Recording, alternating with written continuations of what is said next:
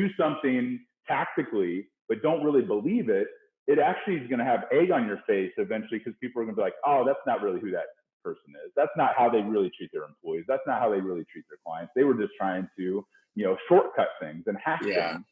And it ends up ruining the money invested, time invested, and ends up, tainting the relationship. We've all heard it's the thought that counts, but that's only true if it's a thoughtful thought, says today's Ask an Expert guest. Hi, I'm Joshua Carlsen, co-founder of Propelo Media, and today I get to sit down with John Ruhlin. He's a speaker, an author, an advisor, and he's also the founder of an organization called Giftology, works with some of the biggest brands from UBS, Chevron, Chicago Bears, just to name a few. Today he's going to share his humble beginnings as an Ohio farm boy and how he became the #1 distributor of Cutco in their entire history. He's going to share what he used from a gift-giving experience to propel him to that spot and how you can apply that in your business today. Now let's get started. John, I'd like to welcome you to our Ask an Expert. Hey, thanks for having me, Joshua. Okay, so you've got a really interesting story. Started back in college, you started selling Cutco knives. You had an origin or an epiphany with attorney Paul. I'd like you to walk me through that story. Yeah, well, I grew up in Ohio, farm kid. Wanted to go be a doctor because I wanted to make money and not bale hay in the summers.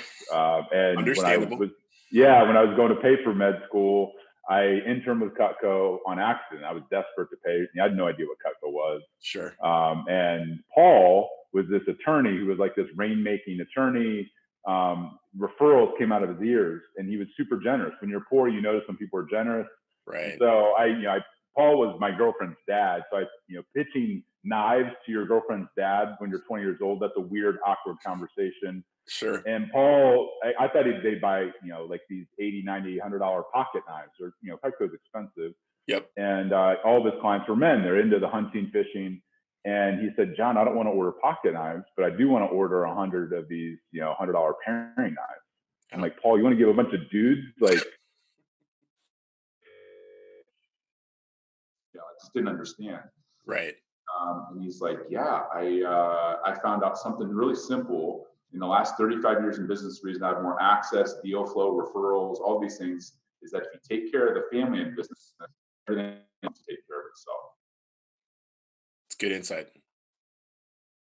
It's like relationship at this super, super deep level. Like Robert Cialdini's written about it for decades, influence. But Paul was doing it not as a tactic. He was doing it as a way to build relationships and to deepen relationships and to connect with people emotionally. And I looked at Paul at 60 and I was like, I want to be him. Yeah. I got 40 years to get there. And I literally was like, I'm going to start modeling that.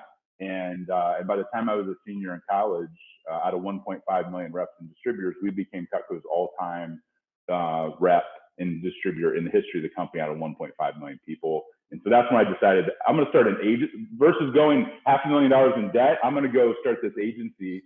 And we've been helping people for the last 20 years use gifting and gratitude, not as a woo-woo thing, but as a really hard-hitting way to literally like 10x and 100x your business and your relationships. Okay, well, and that was going to be my next question, which was how did you scale up so quickly? But it sounds like it is this different approach. So I think so many people that go into this type of business, they're selling direct. It's one-to-one, right? I'm going to sell a set of knives to a family. But you really flip the script there because you're selling it to somebody who's going to turn around and actually gift it, which gets you that 10x. Thank God for Paul, right? Like that. Yeah, I mean, I've tried, and to Paul's credit, I've mentioned him in the book. I mention him all the time. I've spoken on stages like Google and Volkswagen and some of the biggest companies in the world. Paul won't take any credit. He's like, John, I just believed in you. Like you did all the work. And I'm like, no, Paul, like your idea around generosity as a competitive advantage, your idea around, like he long before the meltdown, like he was like, you got to show up for people in the valley. You show up powerfully for people. Like most people, like right now, they pull back. They talk a good game about being generous, but when the crap hits the fan, most people aren't saying, you know what, let's double down on and let's love on people even more so on bad days. Most people want to celebrate with you on the mountaintop. So the amount of things that Paul wove into my heart as an entrepreneur, my DNA, it shifted my whole life like radically, for forever. Well, what I love about it is not only is it a 10x factor, right, that from a business strategy, but it's also one that fills the heart, right? I mean, because it's one thing to be able to see, somebody benefit from a product or service, but it's another thing when we see gift giving, because there's just something that does to us that just honestly, it fills the soul. Yeah. Well, I mean, one of my mentors in the last 3 years has been Gary Chapman, who wrote the Five Love Languages. He sold Yeah. 22 million books in the last 30 years. And really, at a core level, a gift, words of affirmation, like there's five love languages. Like we're just teaching people how the things that apply in your marriage or in your relationship or Yeah. in your interpersonal, people all of a sudden think that they can wear a different hat when they're building relationships in the business world. And what they don't realize is that every business rises and falls based on relationships, whether Sure. it's with your advertisers, your employees, your clients, your mentors, your investors, your bankers. And people think they somehow can be different in their personal life and flip a switch and be like this different person in the business world. It doesn't work. Like you have to be Yeah. congruent.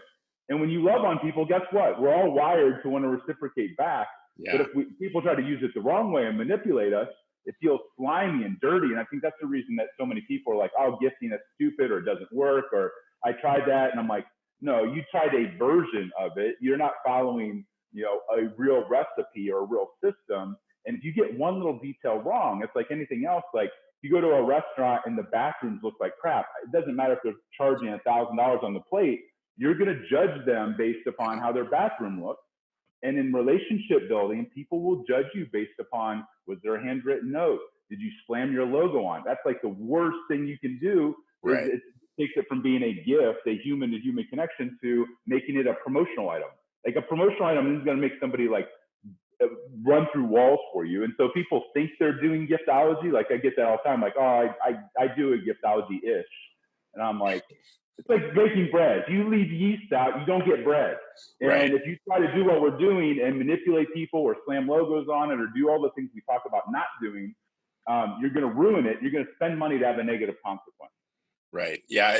There's a word that's been buzzing around, especially these past several months, which is authenticity.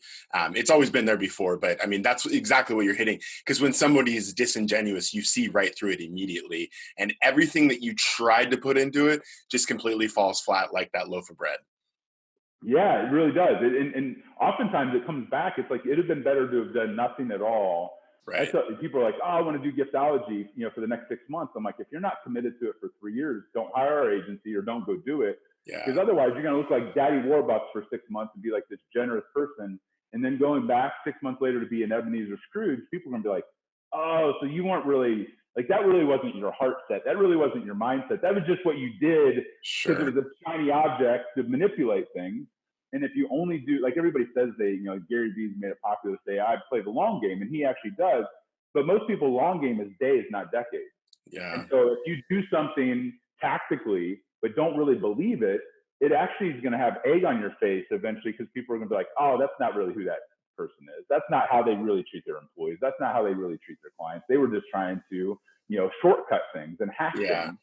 And it ends up ruining the money invested, time invested, and ends up, tainting the relationship. Well, I'm glad you said that because I do think a lot of people, I want to lose weight, right? So I worked out twice this week and I'm like, wait, what's happening? I don't see the results that I'm looking for because it is a long game. So I think the takeaway that I heard there is you need to think about it. You need to invest in the thought process before you even start to say, hey, I am going to be committed to this for the long haul. Otherwise, if I'm not going to see the results. I'm going to spin wheels and I just wasted 6 months doing something for nothing. Yeah, Darren Hardy, who used to be CEO of Success Magazine, wrote The Compound Effect. He's a client, a friend, a mentor, and it's that drip over and over again that compounds over the course of years. Some of our biggest clients that we've landed or help other people land, it took 7 years to land the Cub.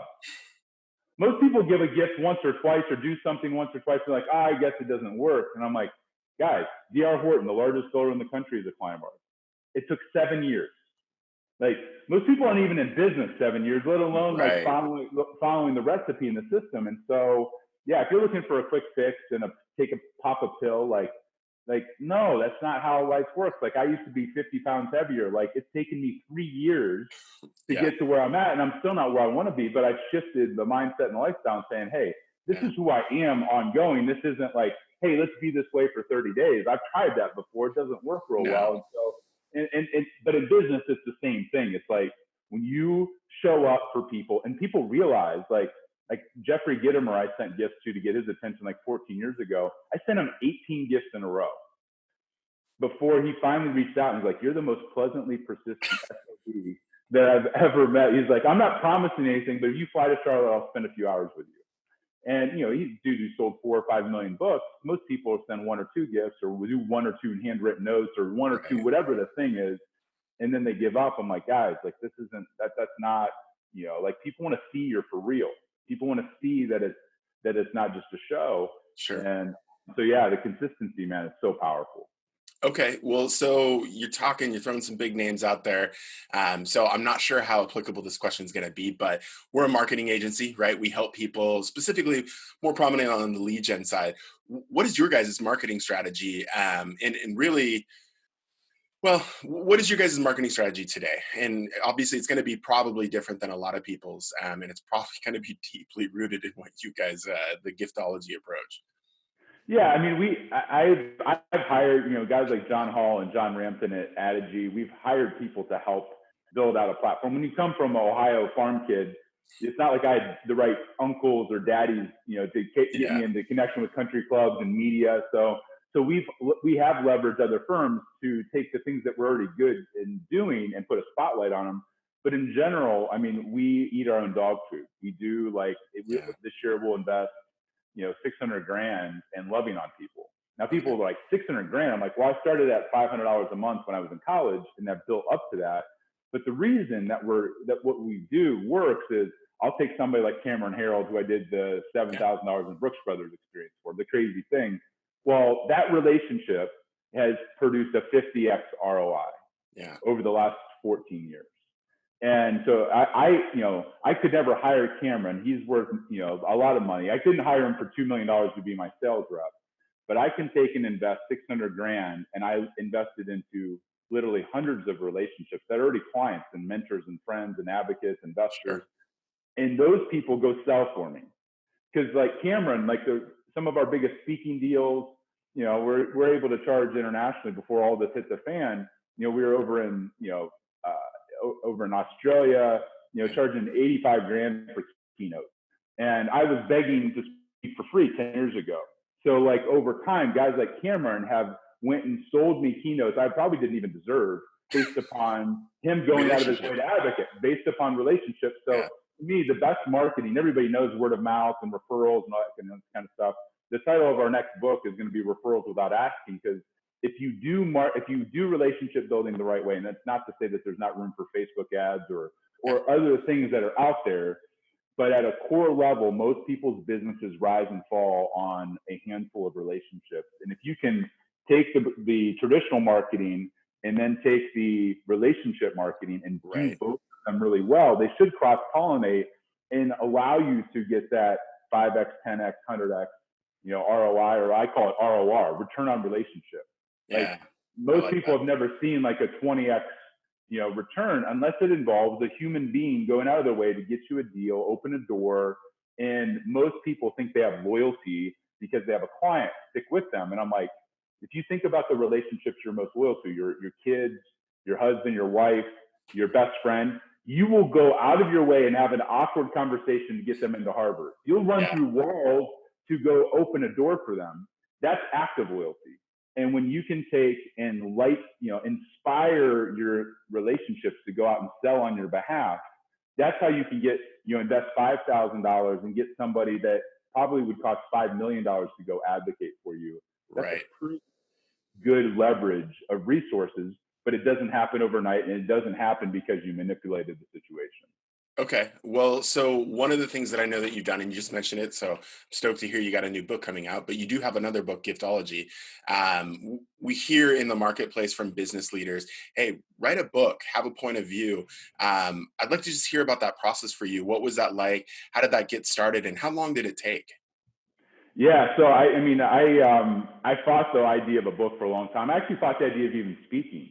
For Okay. 10 years, I would speak once a year at a Cutco event as a give back, just to contribute, because they work with 60,000 college kids a year in their internship program. And I was like, it changed my life forever. Their sales training is unbelievable. The product, the company, they're just amazing people. Right. But I would have diarrhea for 6 months leading up to a speaking engagement. Literally, like my stomach was in knots because I was like, I'm a farm kid. I was milking goats. Like, why would I get on a stage? Right. And I had to work through that, lack of, that insecurity and the confidence. And the book was the same way. I was like, is anybody beyond my grandma going to buy this book? Or even, do I really have enough for a book? Yeah. Like, I was nervous about all of those things. So I tried to write it for 5 years on my own. It just didn't, I got like 10% of the way there. And then eventually through a mastermind, Jason Gaynor has a mastermind called Mastermind Talks. I was there and heard Tucker Max speak, and then Zach Obrunt it was Book in a Box, now it's called Scribe. And I met those guys and they're like, John, like you're doing these podcast interviews and you are starting to speak. Why don't you speak the book out? Mm-hmm. And that made sense to me because I can speak way faster than I can write or type. And when we sign on the dotted line, it's amazing when you write a check for 25 or 30 grand, all of a sudden it magically becomes a priority. Right. And literally once we signed on the dotted line, it was in December of 2015. By June of 2016, so basically 6 months, the book was completely done, and it was 40 hours of my time. So I would do 2-hour Skype calls with the editor, and they would record it, and I'd be driving. So I was able to multitask and to speak as I was driving, and they would edit it and they'd transcribe it. We'd go back and forth and edit it, but literally it was 40 hours all in. And I probably spent 10 hours just on the design and the cover of the book because I was like, people do judge a book by its cover. Most books suck. They're even traditional published books. It's like it's dust jacket. People are bragging about their book being like printed for $2. And I'm like, this is your Bible. We went the opposite way and invested $200 a piece for our first 50 copies. They were in leather bags inside linen boxes. And because I was like, this is like, at the time, it was 16 years of work, of blood, sweat, and tears. I see a lot of people that have been doing something for a year or two and they want to write a book. And I'm like, really? Like, you haven't even worked out the kinks for yourself, let alone somebody else. I mean, I have an opinion around that. But at the end of the day, like, there's 30,000 books published on Amazon every single week. 30,000. Wow. How is yours going to stand out? And ours is continuing to grow in popularity 4 years later, right? Because I treated it my book launch was a 5-year plan. And so I'm 4 years into a 5-year book launch. That's why we haven't published another book is like, I'm not done.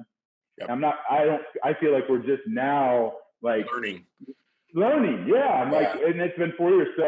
So yeah, the book writing was difficult. That's why we outsourced it and hired it, but it's still my word. It's still my ideas. And we're still, continuing to tweak and reformulate even our recipe now, because as we learn from clients or whatever else, but yeah, it was a difficult process, but like anything else, if you find the right partners, it makes it easier. Well, and that's what I was going to touch on is, we think about 10X from a revenue standpoint, but you got 10X with writing the book, right? So you had the content inside you, but you went to specialists that were able to streamline the process. And that's, to your point, $25,000, $30,000, it's a big investment, but what'd you get out of it? Right. I mean, so we invested all in with websites and the book and the crazy $200 version for the first 50. Everything was probably about 75 grand. At that point in time, 4 years ago, my highest speaking rate was $7,500. Okay. And now our speaking rate in the domestic before, COVID and all this other crap was 35 grand, 70 grand international. Okay. And so like, when you look at like, it paid for itself within a few months. Right. Now we worked it hard. Our speaking fees increased.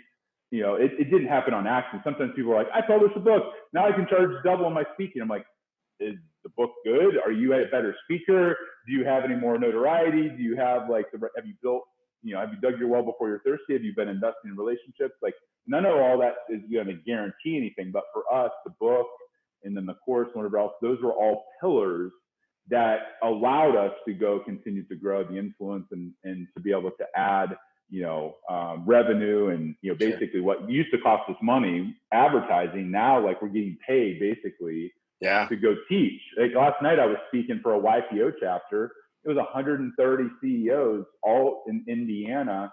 And these are all 10 million to $1 billion companies.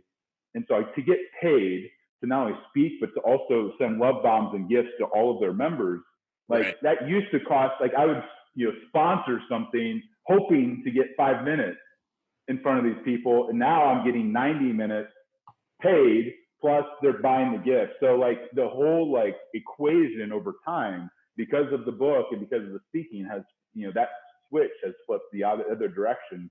And it's incredible. I mean, it's crazy, but we're 20 years into it now. Okay. Well, so I want to get back to gifting.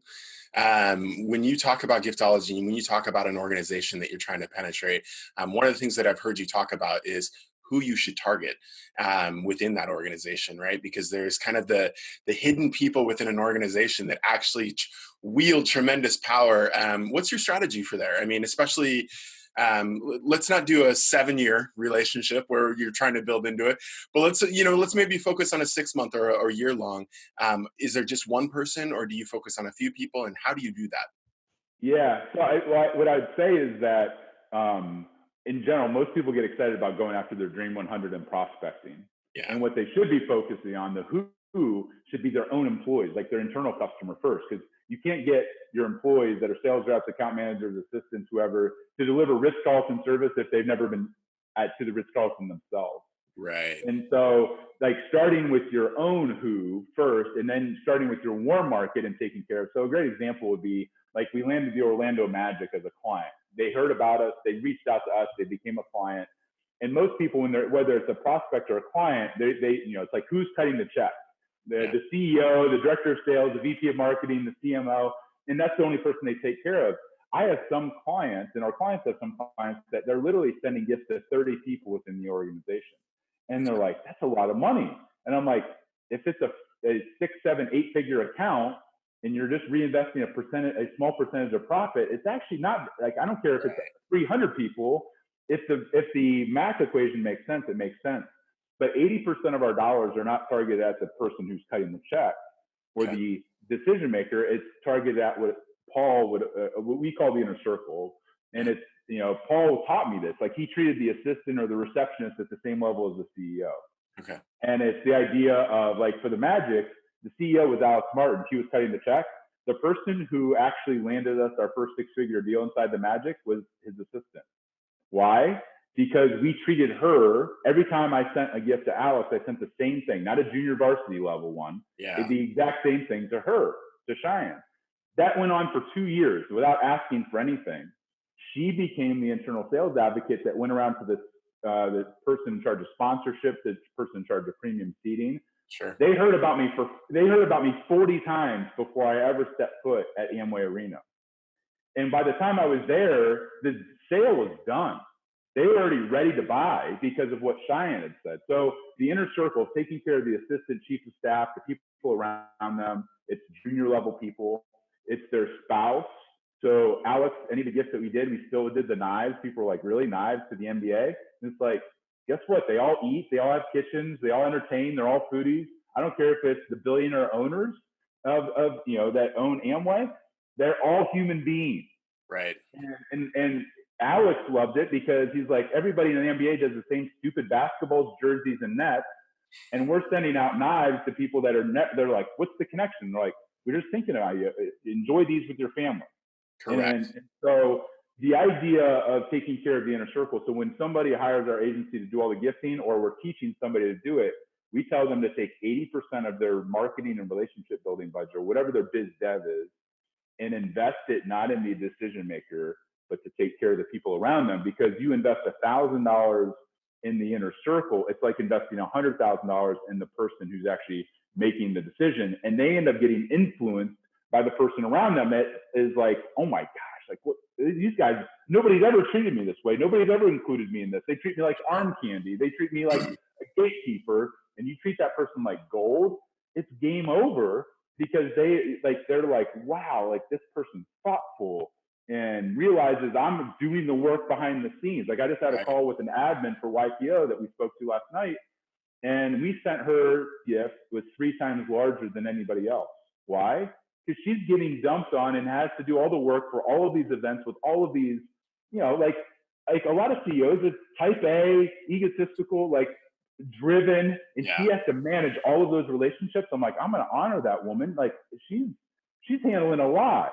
And so the idea of not just taking care of one person, but maybe it's 5 people, 10 people, 20 people. It all depends on the size of the relationship or the size of the potential. But people make a big mistake saying, oh, the CEO's into bourbon, let's send him bourbon. He gets bourbon all the time. Send him golf stuff. The CEO, really? You think he doesn't have any golf stuff? Like he's got 5 pairs of golf shoes and 10 bags in his garage that he'll never use or that she'll never use because they get taken care of all the time. So it's shifting the mindset. The who you're sending it to is just as important as what you're sending. Well, and that was my next question, which is how do you evaluate the what when you're looking at these different organizations? Do you have a go-to, or is there kind of a methodology that you kind of evaluate? Okay, hey, this is a type of organization, or this is a type of person. We should give gifts accordingly, because I feel like from a gift giving standpoint, we get lazy as we get old, right? I mean, I'm just tired of the gift card, right? Like it's literally like, please don't give me anything. I don't want a gift card. No, a gift card basically says, you weren't important enough. You didn't matter enough for me to go out and understand you as a human and give you something tangible. So here, go buy your own gift. Right. Like it's really like if you did that to your significant other, like, hey, I don't really know you well enough. Here, go buy your own gift. Like that's for most people, that's just like people are like, oh, John, like it's the thought that counts. I'm like, that's crap. That's lazy. That's lame. It's the thoughtful thought that counts. Yeah. And so gift cards are one of our top 10 worst gifts to avoid giving. Okay. Consumables are on there. Like there's all these things that when I list up the 10 for most companies in every industry, tech, manufacturing, oil and gas, pro sports, they're horrified because they're like, how did you know the 10 that we give out the most? And I'm like, because everybody follows the same playbook. We all do the same dinners at the same places. We do the same rounds of golf. We do the same cigars, the same wine. We send the same promo and swag. Like everybody's following the same playbook. And then they wonder why they're not the purple cow that Seth Godin talks about, because they're all brown. They're all the same freaking cow. Nobody's purple. If you want to be unique, you have to literally go against the grain. And so we do have a top 10 list of like things that we know. But the gift itself is just a delivery vehicle for an emotion. It's only 50% of the impact. So people will say, John, why the stupid knives? I'm like, it's not about the knife, but it is practical. It is something that most people have, like a $50 set from Target or Walmart when they got married, or Bed Bath & Beyond.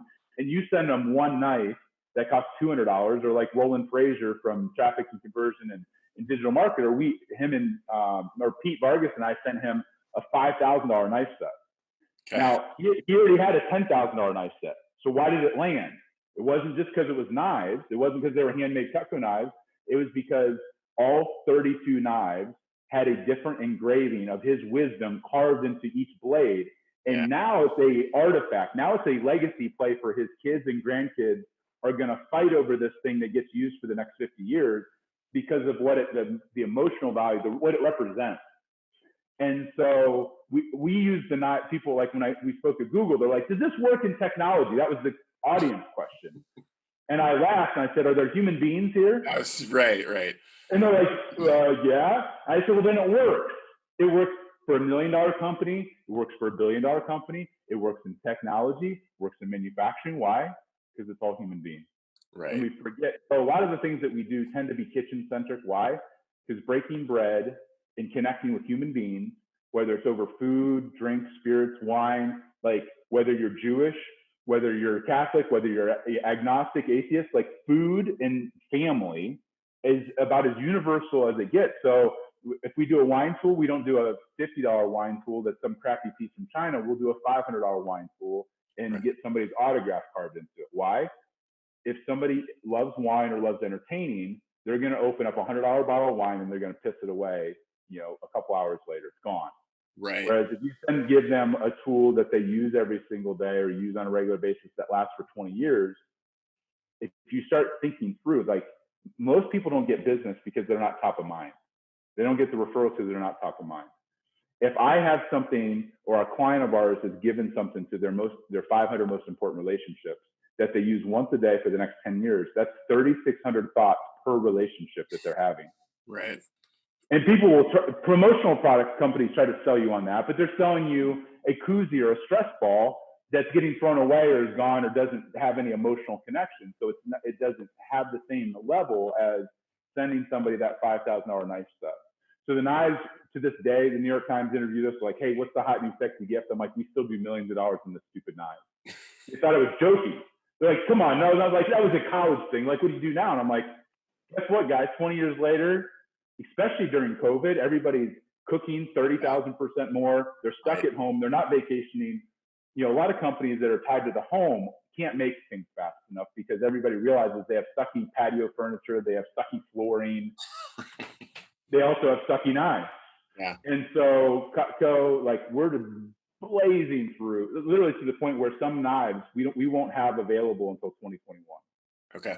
And so the knife, but I like what I call practical luxuries. Back to your core question is, we have a top 10 list of things that we like, but if you don't personalize it right, if you don't put the handwritten note right, if you don't time it right, if you mess up the other parts of the recipe, what you're sending could be spot on and you could ruin it with a logo. You could do something wrong. And that's why we tell people, like, hey, have a strategy. You have a marketing plan, a business plan, an operations plan. What's your relationship plan? Because if you don't have one, you can go steal ours. You can go to all your tribes and go download what we charge thousands of dollars for companies to go walk through. Then go to Giftology system, and it walks them through. Who are they sending gifts? What should they budget? When should they give them? Because if you miss one of those little details, you could end up spending all kinds of money, in some cases millions of dollars, and people are like, I didn't get a thank you. And I'm like, because you missed that one thing and it didn't land right. Well, I like the word that you used, which was artifact. And I've heard you use this over and over. And, you know, as soon as you said it, it instantly resonated with me because there is a difference between, you know, I've got multiple items on my desk, but there's only a couple that are truly meaningful to me, right? That I will honestly have forever. Yep. Talk about that just a little bit further. I mean, that is a mindset shift, right? I mean, we do. I have had people on from promotional products, and there can be meaningful opportunities, but it's a fleeting, right? It's fleeting, and an artifact is forever. Yeah. Joey Coleman, who wrote Never Lose a Customer, he's a good friend. I forget, probably top 10 speaker I've ever seen. Having him on soon. Oh, you do? So he's wonderful. He's just a gem of a dude. Grew up in Iowa, now lives out in Boulder, but we met through mastermind talks and some mutual friends. But he was the one that really kind of taught me like why what we do works. We knew it worked, but like his language is more around the artifact concept. And it was around the idea that he had a client who used to be an attorney. He had a client that the patriarch passed away and the three kids literally burned through $5 million of inheritance fighting over one thing. And I was like, was it artwork? Nope. It was a $20 item. It was a harmonica the dad played every day after dinner for 30 years. Okay. And when they thought of their dad, the three kids, they all, like, that was woven into the fabric of every memory that they had growing up and as a kid and as an adult. And so they literally fought and blew through $5 million of inheritance fighting over this one thing. He's like, John, your stupid knives and things you're teaching, they're artifacts. Right. They're like if you look at a house, your house burns down, you grab the things that have the most meaning, not that are the most expensive. Exactly. It could be pictures. It could be a flag that your dad had from that passed away, but it was in the military. It's something that there's a story attached to it. There's a meaning attached to it. It's something that goes deep and visceral and emotional. That's not about dollars. Like those, like if it's just a money thing, the insurance will pay for it. Correct. And so you think about the things that have the most meaning. Those are the things you're going to grab. Those are artifacts that every time you see it, subconsciously you're reminded of the relationship, the person, the human, the experience, whatever it was. And so when people are like, why the knives? I'm like, every bar mitzvah, every first communion, every Christmas, it all centers around family, memories, food. And I just had somebody reach out the other day that they were losing their knives in the divorce and they're like pissed over it. And it sounds silly and weird, but people tend to associate certain things as their anchor, their trigger. And so if you can gift things that could potentially become artifacts, like we have a company that we work with now, it's an artist that makes these $1,000 mugs. And I used to make fun of mugs as the worst gift on the planet. And then this guy made one for me and my wife. They're $1,000 each. You can go check them out, artifactmug.com. Okay. This guy's only like 24. But he carves into it your whole life story, your core values, your family, your faith. It's a legacy play. And Yeah. every time most people are drinking coffee or tea, I'm like, that mug to me is way more valuable than things that are way more expensive Sure. because of the meaning behind it. So the idea that like you can just give a bunch of stuff, like nobody needs more stuff. In America, like Goodwill's flooded with stuff, We need less but stuff. we need less stuff, but we all have room for an artifact. Yeah, right. Okay, well, I know we have a hard stop, so I'm gonna go ahead and end it here because what I'd love to do is have you back on, pick this back up in a month or two. I want to thank you for coming on. You speak from the heart, and that to me just resonates. So I was so excited to have you on, and really appreciate it. Thanks for having me, Joshua. Okay, be well. Yep. John, welcome back to Ask an Expert. Hey, man, it's gonna be fun. Part two. Part two. Yeah. So where we last left off, we were talking about artifacts. I love the word because of the meaning and the connotation that it brings up. I wanted to ask you, what's the best artifact that you've ever gotten? Man, you know what? Somebody was texting me over the weekend. The guy was with YPO, and he's like, "What? Like, I want to get you a nice gift because I was offered one of those $1,000 artifact mugs." He's like, "Let's get one for you." I'm like, "Dude, I already have one." He's like, you got to be a difficult person to buy a gift for. I'm like, I have a list of things that I want that I won't buy myself that eventually, somebody will gift them to me. But I am even my wife says it sucks to buy you gifts because I analyze everything. I would say there's a handful of things that come to mind. One is my original mentor, Paul, Okay. who taught me a lot of things. He bought 100 of the, ADL or Cutco paring knives. Sure. And not only did he buy all of those, he gave them to me and said, "Hey, go tell this person I said, whether you buy or not, I want you to have one," which basically was a way to transfer his social capital and currency and credibility to me as this 20-year-old. For sure. I couldn't pay for that. And it was really, I was green and nervous and was afraid of, that this thing was going to fail. And I would, be this wash up, Cutco sales guy within a week. And so he gave me the confidence to kind of get that momentum and mojo going.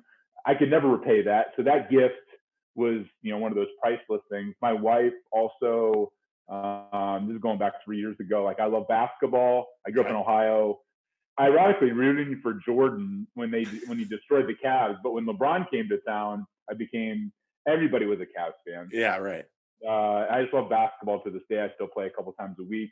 And it's just my favorite thing in the world. And I grew up wanting Air Jordans, but we couldn't afford them. I was a poor farm kid. Yep. And so my wife orchestrated this whole, on Father's Day weekend, this whole thing with I went to go see my dad, who unfortunately was in the hospital. She lined up brunch with 30 of my closest friends I hadn't seen in a long time, lined up a basketball game with all these guys, and then got custom jerseys for, at the time I had 3 daughters, with the names on the back, one for her, one for me. And then got the Jordans I wanted when I was 16, the original pair, the patent leather. They're crazy, stupid expensive. The original, not the knockoffs, not the replicas, the real ones. I'm crying. And then afterwards, we went and watched.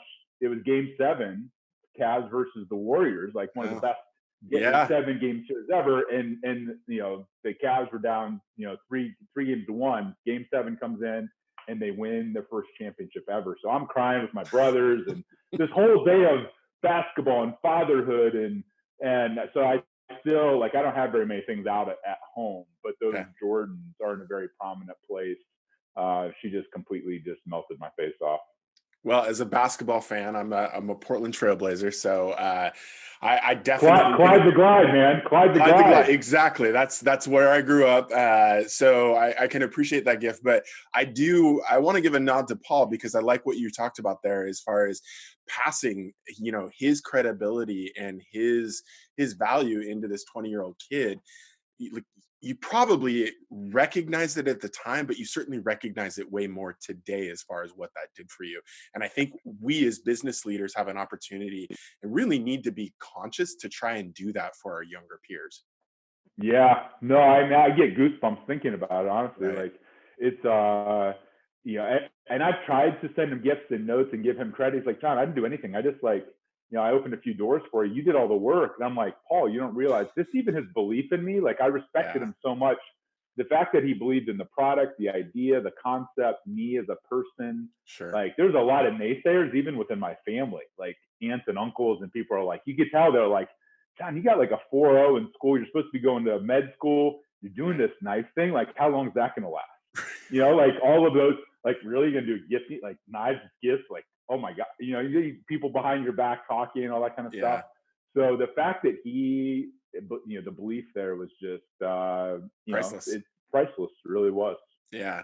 All right. Well, I want to talk about ABC gifting. It's something I've heard you talk about, so I'd love for you to just explain what that is and share. Yeah.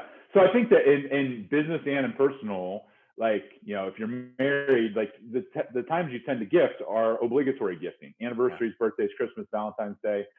And there's nothing wrong with those things, but nobody, like, you bring home chocolate or flowers or a bottle of wine on Valentine's Day for your wife. Like, you're not earning like these massive brownie points. Like, those are table stakes.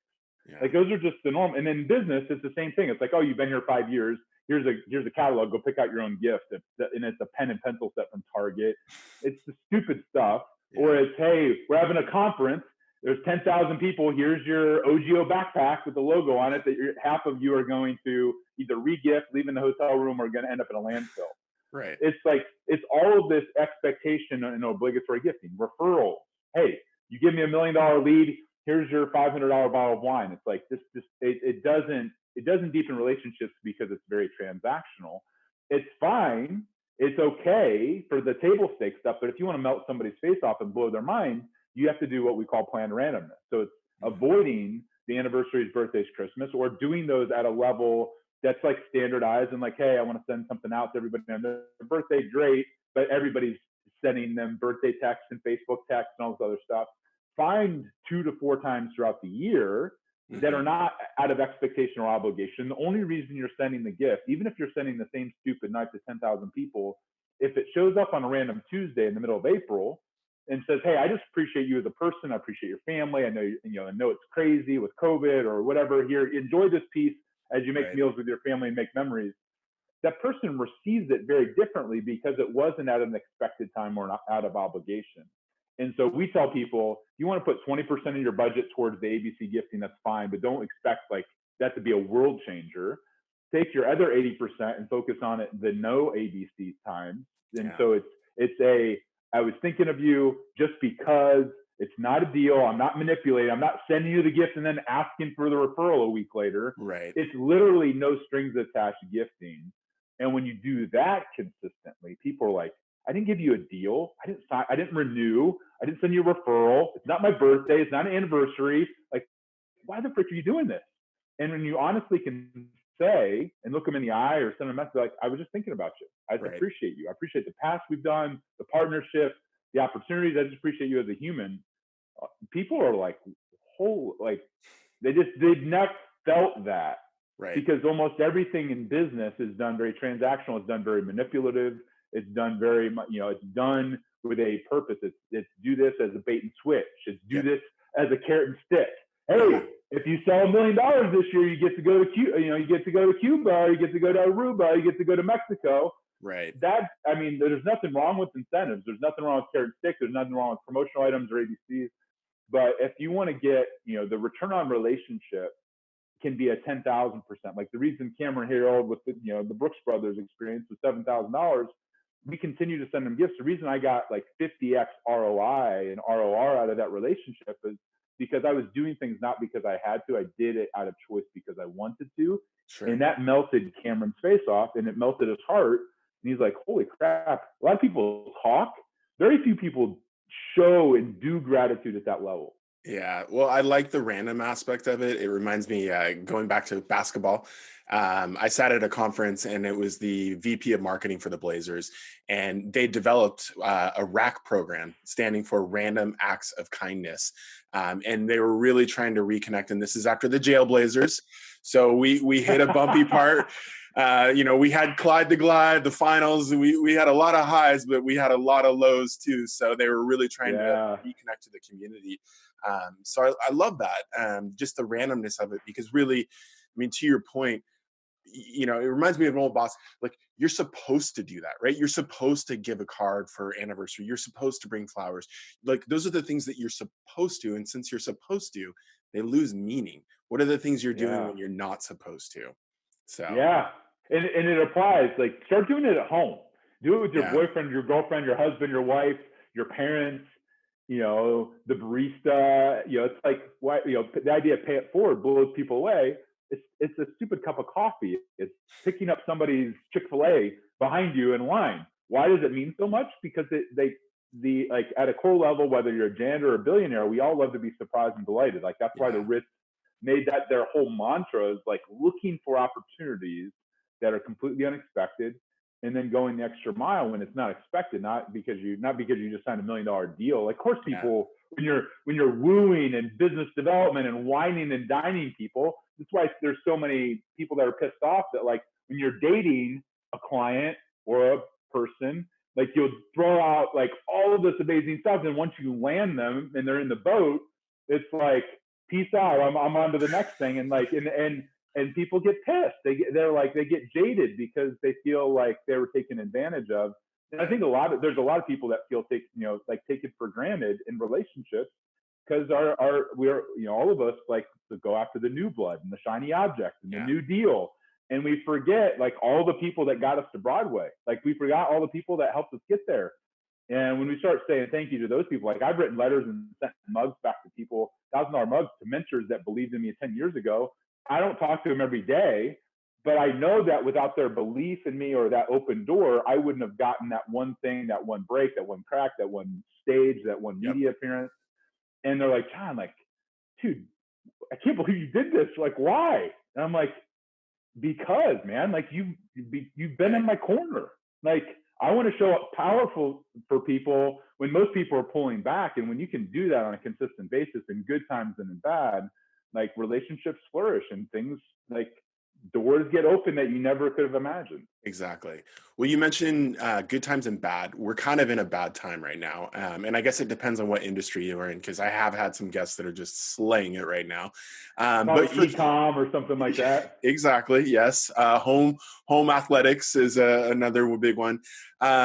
So I want to talk about gifting, giftology in hard times. And really, I just, if there's a principle that maybe changes, I'd love to hear that. But one thing that I do think is interesting, specific about this one, is you've got organizations and businesses that no longer have a corporate office, right? Because everybody's remote. So it feels weird, but I want to send a gift to somebody, but now I'm bridging this personal space where I need their home address in order to do it. Like, do you have any ideas around this? Are you seeing anything right now that's applicable? Yeah.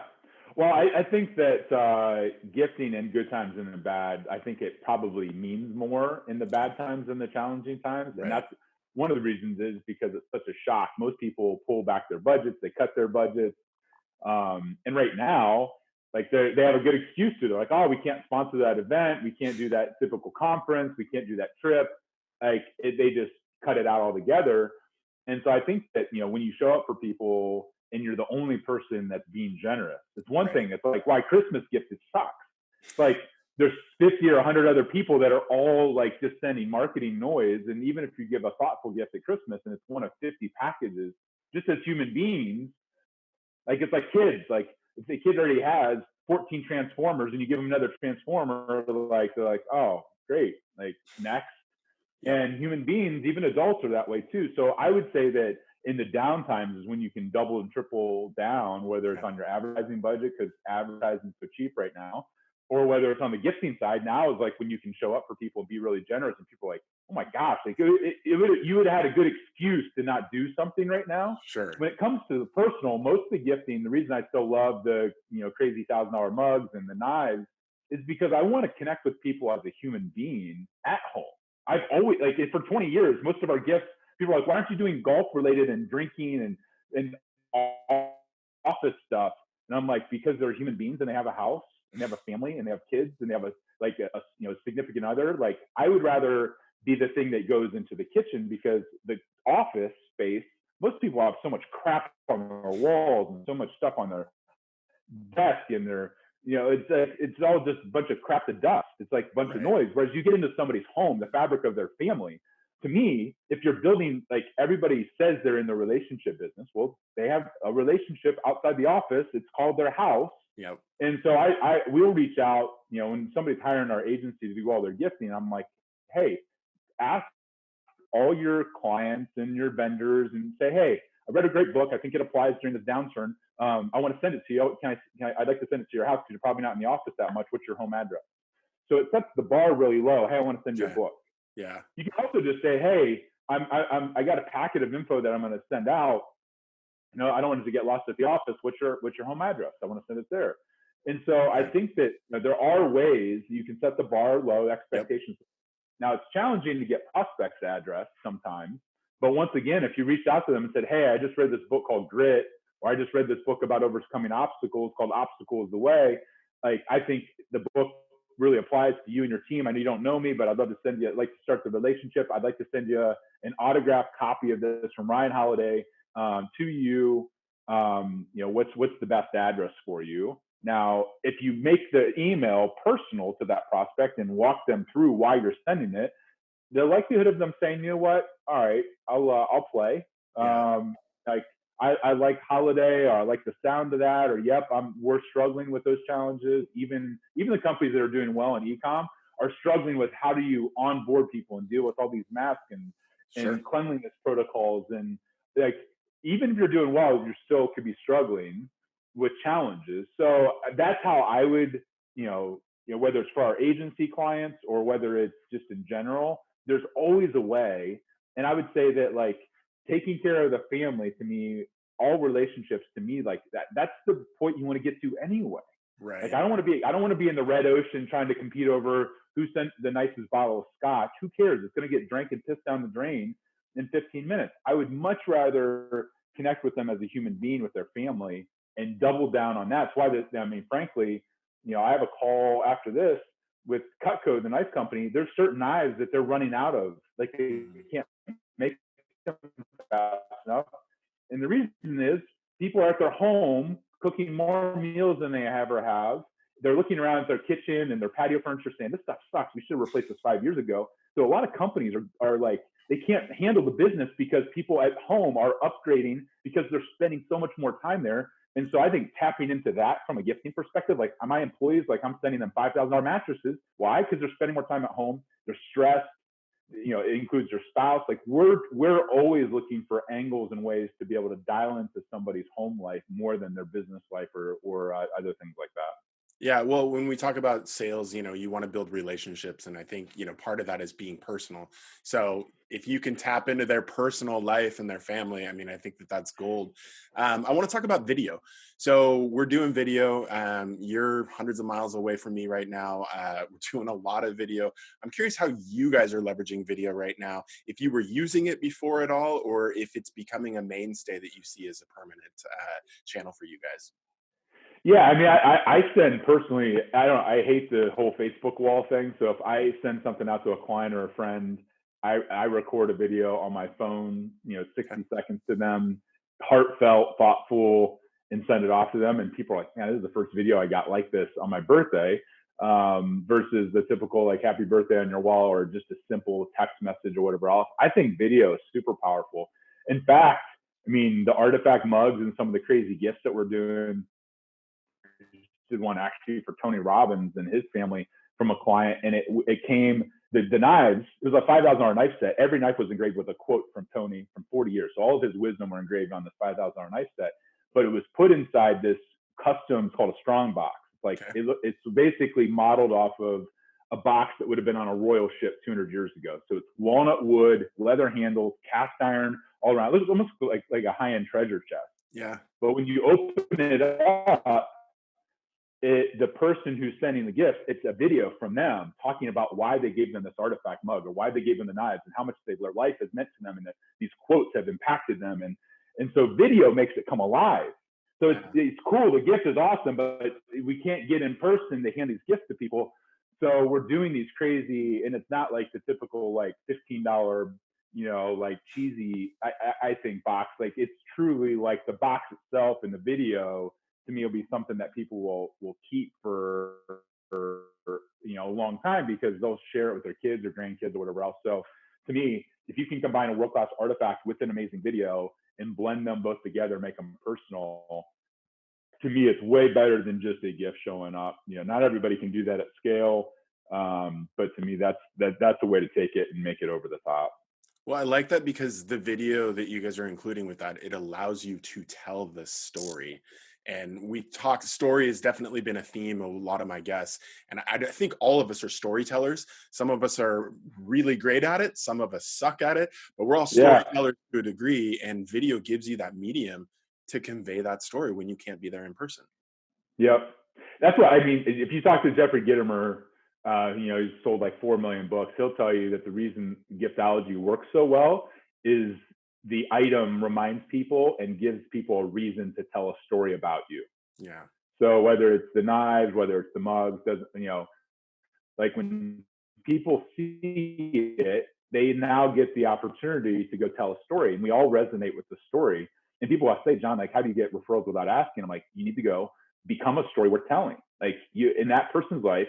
And if somebody loves telling a story about you, guess what you get? Lots of referrals without asking, Right. because people are just naturally telling their circle, the people that are important to them, which oftentimes you gift it to a CEO. Guess who else they fly with? Other CEOs. Guess who else Right. they hang out with and break bread with? Other Other CEOs. CEOs.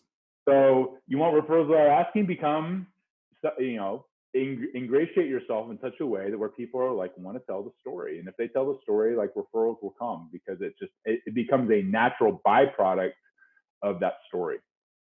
So you're a speaker. You've obviously traveled around, and you're a good storyteller yourself. So glad to have you share a lot of these insights. I want to just talk about the speaker space, conferences, events. Is there any innovation that you're seeing right now that you think might actually stick? I think there's a lot of pent up demand. We all want to get back to the conference where we can rub elbows with our peers and our friends. But at the same time, I talked to somebody who he's like, man, I just gave a conference speech and I didn't have to leave my office. Right. He's like, that would have been 3 days before. And he's like, I don't think I'm ever going back to that. Right. Because he, Yeah. he, he doesn't want the travel. But so what are you seeing in the event space that you think is interesting right now? Well, I mean, for myself, I'll speak 300% more this year than I ever have, and our speaking revenue will be up. Not only because of the quantity, but also, almost everybody, all these big CEO groups and conferences are looking for ways to make the digital experience tangible and get through the Zoom fatigue and all that kind of stuff.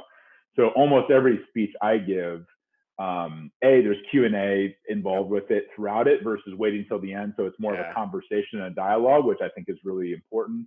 And I think that the gift, we call them love bombs, showing up to all the attendees ahead of time, personalized, handwritten notes, all that kind of stuff. One, they're getting buzz created before the event. They're showing up more engaged.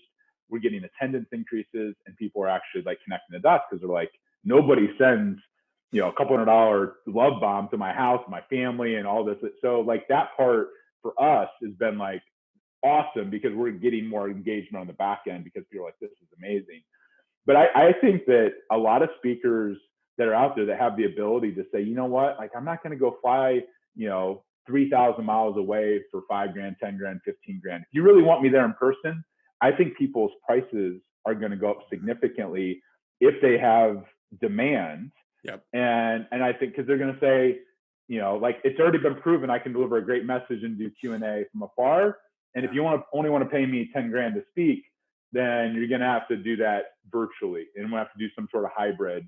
And so I see other speakers. I was talking to Bobby Glazer, who just came out with like his 5th book. He's like, I'm not flying from Boston to California for $5 grand. I don't care. Like, no, it's not worth it. 25 grand, sure. And I think there's other people who are like, I'll do the virtual for 25 grand, like a Gary Vee. But if you want me in person, but I think there's some people that they love being the road warriors. Their kids are grown up, or they just view their work-life balance differently. But I see a lot of people that are realizing they now have the excuse, they now have the justification, and they now have the reasoning to say, I'm not, if you want me there live, that's fine. But 3 days of my time is worth way different than 1 hour of my time. Right. And I think people are starting to realize that they got caught up into things, myself included, and saying, yeah, I'll do that. Of course. Yeah, I'll fly there. Not realizing the wear and tear on your body and your family and your business and what that really costs you. Yep. So to me, I think, yes, I do think that there's a pent up demand, but I also think that some things are going to stay. Some things are going to stick. Okay, well, you actually led into my next question, which is work-life balance. So mention the guy that he just realizes he likes the road, but how do you personally juggle and make sure that you maintain, perhaps not consistently, but you maintain over the long haul a good work-life balance? Yeah, well, I would say that I married a really strong woman and my wife who her love language is quality time. Okay. And I have four young daughters that they want time with dad. And I have a business partner who is the same core values, same faith, and really wants family first. And so I capped the amount of speaking I would do live in person, even before COVID, to 20 times a year. Okay. If it was beyond 20, it wasn't going to happen. And for me, that was traveling basically 7 or 8 days a month, with normal, work stuff plus speaking. And so for me, I realized, I would say, during COVID stuff, like I've lost like 14% body fat because I was able to, I stopped drinking. I've worked out. I have no excuse because I'm not traveling, not to stay in routine. And you realize how Right. much you really like. I get up in the morning and do my Wim Hof breathing exercises and cold showers and sauna and all this other kind of stuff. Like, to me, like, getting into that flow of things sets my day properly. And I typically stop my day at 3 o'clock. I used to stop my day at like midnight. Yeah. And then, like, I was like, oh, honey, I'll be home at 7. That would turn to 7:30 or 8. And I realized, like, like, I get home and maybe like tuck my kids in bed or help with bath time, but I wouldn't really have any time at home. And so I'm like, if I can't get my work done between like 7 and 3, like an 8-hour day. Now there's anomalies to that. Like, if I have a speaking gig in a different time zone, but I might go home for a couple hours, during the day or whatever else. But I've started to just continually shrink my day, and it's amazing. Like, revenue's not going down, like opportunities aren't going down. It's just me getting more efficient with things and saying no to things and being able to completely compress. And I have some friends that are like, yeah, you could, they're operating their business in 2 days a week, and still crushing it. So I think it's like anything, like the boundaries that you create and present yourself with. I'm a yes person, I'm a opportunities person, and I'm a shiny object person. But I've gotten better in some ways because of pain and being forced to, and realizing what I'm missing out on at home and other things, to be able to continually restrict that. And most of the time, it's not really affected the business. If anything, it's made me better, and things go up, not down.